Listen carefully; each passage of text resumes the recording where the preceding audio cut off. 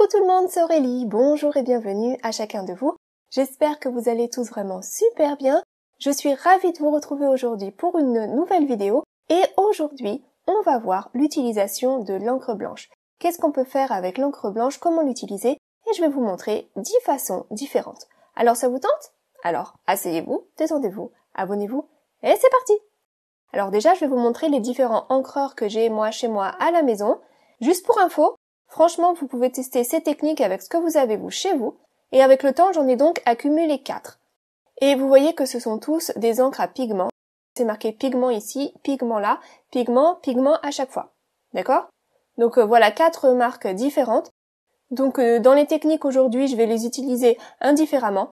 Les deux sur le côté à gauche, je les avais achetés sur Amazon, donc l'encre Brillance, que je trouve très bien, je l'utilise tout le temps, et l'encre Ranger, que j'utilise moins. Je l'avais vu utiliser en vidéo par quelqu'un d'autre et ça avait l'air vraiment top, mais je sais pas si c'est moi qui suis tombée sur un mauvais produit ou quoi, mais celle que j'ai en tout cas, je la trouve moins bien. Récemment, j'ai également acquis celle-ci de la marque Hero Art. Ça fait longtemps que je cherchais à l'obtenir et elle était disponible sur le site Variation Créative, il me semble. Donc j'étais contente de la trouver, et celle-ci de chez Altenew qui est également très très bien, que j'avais trouvée sur le site de la Fourmi Créative. Donc voilà pour ça c'est juste pour info. Alors maintenant, qu'est-ce qu'on peut faire avec tout ça? Alors déjà, une première utilisation basique, c'est que vous allez pouvoir utiliser cette encre-là pour tamponner. En général, ça tamponne plutôt bien. Moi j'aime bien utiliser celle-ci pour tamponner, ou bien l'encre Brillance également. Et vous pouvez donc tamponner sur papier foncé. Là j'ai choisi du papier noir. Alors comme mon encreur il est tout neuf, il est vraiment très juteux, donc j'essaye de pas trop en mettre. On voit facilement sur le tampon là où il y a de l'encre, si c'est bien ancré ou pas. Et puis ensuite, on peut tout simplement venir presser ça sur notre papier. Donc je maintiens ça 2-3 secondes en place et je relâche et voilà. Regardez la belle impression que j'obtiens du blanc sur du noir. Alors là, c'est bien net et tout. Il faut savoir qu'en séchant, ça va s'estomper quand même un tout petit peu et ça sera un petit peu moins vibrant au final. Mais ça rend vraiment super bien. Donc voilà pour la première utilisation. Ensuite, toujours très basique, on peut également utiliser l'encre blanche au travers un pochoir. Là encore, l'intérêt, c'est de se mettre sur un papier plutôt foncé. Donc là, j'ai utilisé du papier craft. J'ai choisi un pochoir que j'ai mis en place. Et avec un petit applicateur, vous pouvez venir déposer de l'encre au travers d'un pochoir. Ou bien, si vous préférez, vous pouvez utiliser une petite brosse. Et moi, j'ai trouvé que ça fonctionnait mieux. Ça agrippait mieux l'encre et ça évitait d'en déposer trop d'un coup. Surtout parfois, avec les pochoirs, ça a tendance à rester un petit peu sur les côtés de chaque petite ouverture si on en met trop.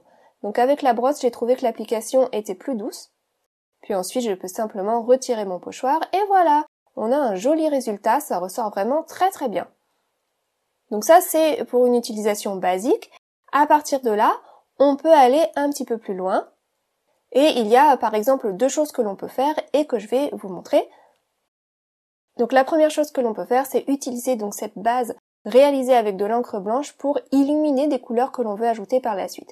Donc j'ai été nettoyer mon pochoir, je viens le remettre en place exactement au même endroit. Donc là où il y a déjà de l'encre blanche, je vais par-dessus y ajouter de la couleur. Donc j'ai choisi des encres Distress Oxide. Donc ce sont des encres qui peuvent se mettre sur une couleur plus foncée de base, mais je trouve que ça ressort mieux si avant d'appliquer la couleur, on met une couche d'encre blanche. Ça aide à mieux faire ressortir cette couleur sur papier foncé. Donc je vous montre ce que ça donne. Vous voyez la couleur, elle ressort pas mal alors qu'on est sur du papier craft. Alors pour mieux comparer, bien, je vais vous refaire la même chose sans avoir au préalable appliqué l'encre blanche. Comme ça, je pourrais vous montrer les 2 panneaux côte à côte et vous aurez une meilleure idée. Donc toujours sur papier craft, je reprends exactement les mêmes couleurs que j'applique au travers de mon pochoir. Une fois que c'est fait, j'enlève le pochoir, voilà. Donc j'obtiens quelque chose de pas mal. Vous voyez déjà, sur le papier craft, les encres Distress Oxide ressortent plutôt bien. Mais maintenant, je vais prendre les 2 panneaux côte à côte et vous voyez la différence. Alors à la caméra, ça ressort peut-être pas ultra bien, mais en vrai, c'est quand même assez flagrant. Donc sur la gauche, c'est le panneau qui a été fait sans l'encre blanche au préalable et sur la droite avec l'encre blanche.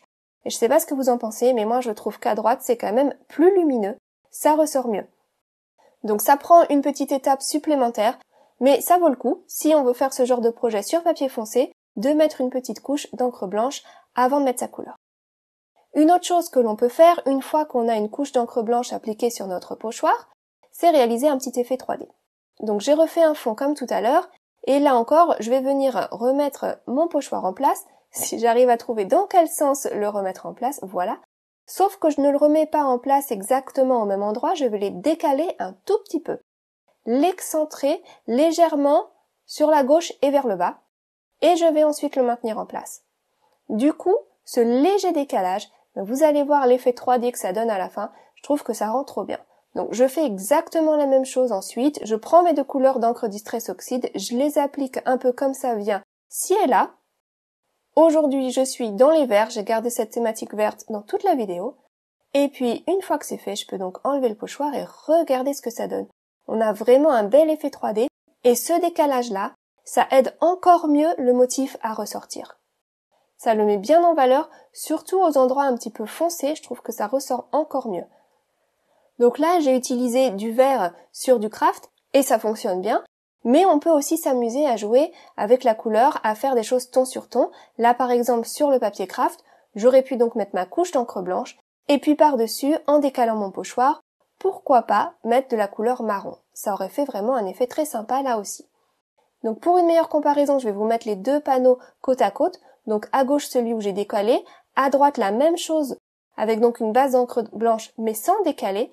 Et vous voyez que là on va encore une étape plus loin. Ça ressort encore mieux comme ça. Après tout dépend de l'effet qu'on veut obtenir, hein, mais je trouve que ça ajoute plus de vie et que ça fait mieux ressortir les motifs. Donc voilà quelques petites choses que vous pouvez faire avec vos pochoirs et avec votre encre blanche. Ensuite, vous pouvez également créer un effet surprise. Donc pour ça, eh bien, vous allez prendre par exemple un panneau blanc, le pochoir ou le tampon de votre choix, l'encre blanche de votre choix, mais il faut que ce soit donc une encre avec des pigments, sinon ça va pas bien fonctionner, et vous allez pouvoir donc appliquer de l'encre au travers du pochoir, donc ça c'est comme tout à l'heure, sauf que cette fois-ci je fais blanc sur blanc. Comme ça on va avoir vraiment un effet surprise par la suite. Une fois que c'est fait, et que j'ai bien mis de l'encre de partout sur ce panneau-là, eh bien je vais laisser sécher.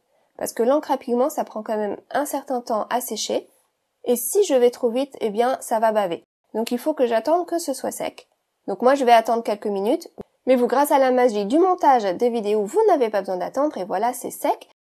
Et maintenant je vais pouvoir venir appliquer la couleur. Donc je vais reprendre mon encre verte que j'avais sous la main, et regardez, quand j'applique ma couleur, eh bien, on part d'un panneau qui a l'air complètement blanc et on obtient un effet magique, un peu surprise, avec un effet ton sur ton. Vous voyez? Ça marche vraiment bien. C'est pas un effet super flagrant, hein, mais ça le fait. Et puis surtout, ça fait sympa d'avoir ce motif qui apparaît au fur et à mesure que l'on applique la couleur. Donc voilà, j'ai été mettre du vert partout sur ce panneau. Alors bon, je suis pas ultra satisfaite de ce panneau, c'est pas mon plus réussi, mais c'est pas grave, c'était pour vous montrer l'idée. Vous voyez qu'on a donc cet effet ton sur ton, avec donc ce motif qui est là. C'est discret, c'est subtil, mais il est là néanmoins. Donc voilà pour cet effet surprise, où on a donc le motif qui apparaît au fur et à mesure que l'on va appliquer la couleur. Ensuite, on peut également utiliser notre encre blanche pour créer des nuances supplémentaires de couleurs. Par exemple, si on a quelques couleurs d'encre, disons les encres Distress Oxide, et qu'on n'a pas toutes les nuances disponibles chez soi à la maison, eh bien, le fait d'avoir une encre blanche, ça va nous permettre de créer des nuances supplémentaires. Par exemple, si je prends cette couleur d'encre Distress, qui est assez foncée, donc c'est du vert foncé, il semble que ça s'appelle Pine Needle, je vais appliquer ça d'un côté déjà, pour vous montrer la couleur d'origine, et puis ensuite on va modifier un petit peu cette couleur et on pourra comparer. Donc de l'autre côté, je vais à nouveau appliquer la couleur, et ensuite on va la modifier un petit peu grâce à notre encre blanche. Ça y est, ça c'est bon. Ensuite, je vais prendre une encre blanche, peu importe. Ça va me permettre donc de créer une nuance supplémentaire. Donc je vais prendre une autre petite brosse. Celle-ci, elle est propre, hein, parce que si je prends ma brosse verte et que je l'applique dans mon encreur blanc, ça va le tacher. Donc j'essaye de faire attention à ça. Et je vais pouvoir venir déposer ça sur ma couleur verte. Et vous voyez, ça modifie la couleur. Après, on peut jouer avec la variation autant qu'on veut, faire des allers-retours en rajoutant du vert, en rajoutant du blanc, peu importe, mais voilà.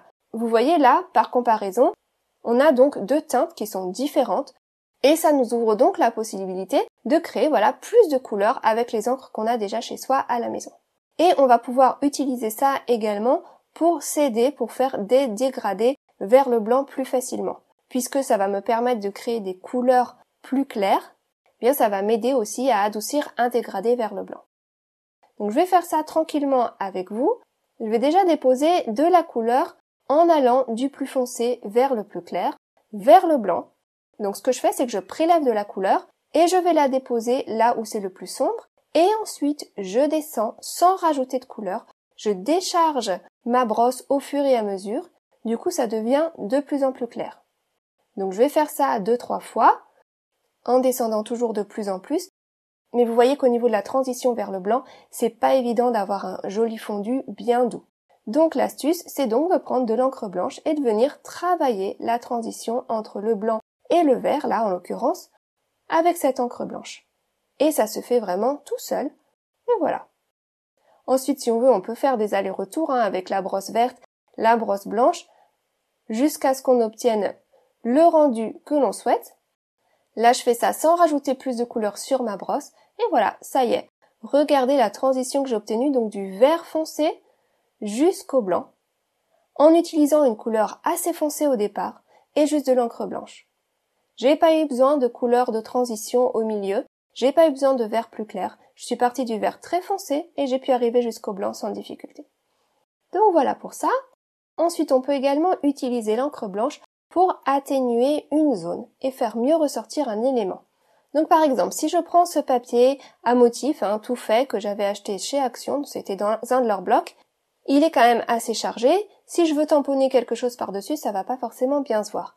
Mais par exemple, si je prends un petit peu d'encre blanche et que je viens appliquer ça sur une zone, donc là par exemple un rond au milieu, c'est juste pour illustrer mon propos, donc peu importe, eh bien ça me permet d'éclaircir une zone et de créer un point de focus et de créer un endroit où je vais pouvoir tamponner et ça va mieux ressortir. Si j'avais été tamponnée avec mon encre noire directement sur ce fond un peu chargé, ça aurait été perdu dans la masse. Je peux venir tamponner ça plusieurs fois pour un meilleur résultat et puis voilà, regardez ce que ça donne. On a donc le mot qui ressort mieux.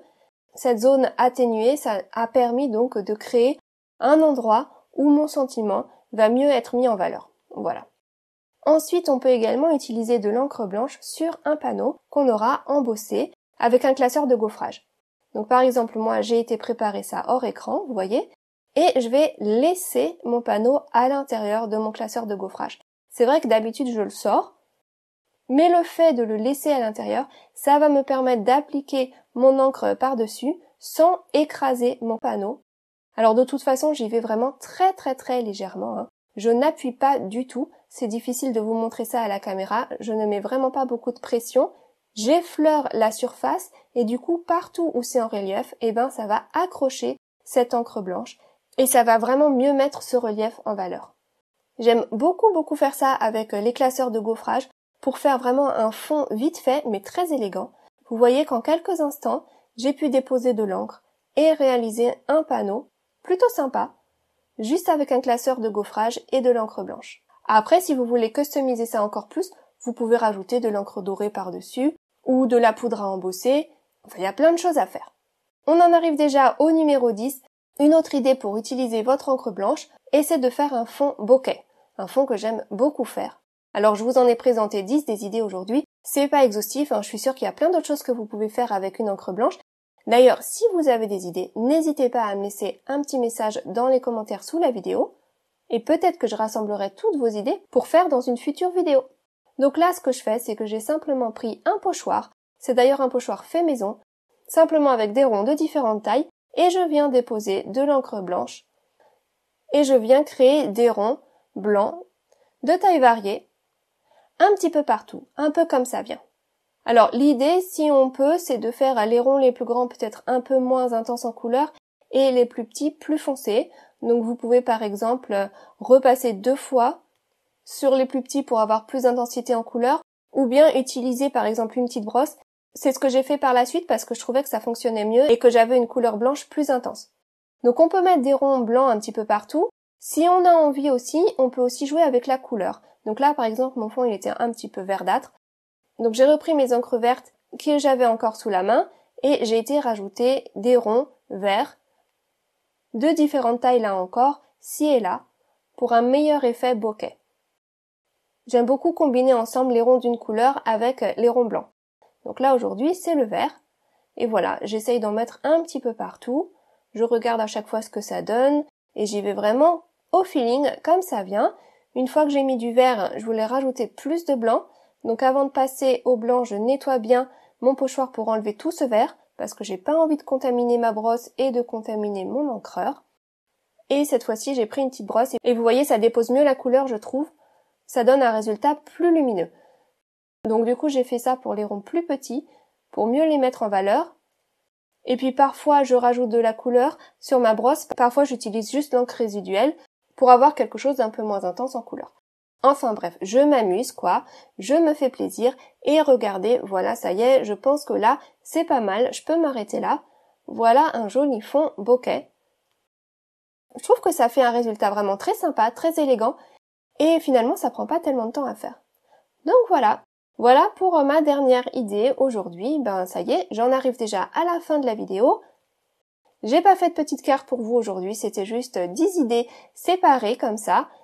Mais j'espère quand même que ça vous aura donné des idées, que ça vous ouvrira les portes peut-être pour utiliser vos produits toujours de façon plus variée et pour créer et faire plaisir tout autour de vous. Voilà, en tout cas prenez vraiment bien soin de vous. Moi je vous retrouve très vite pour une prochaine vidéo. À bientôt, gros bisous, bye bye.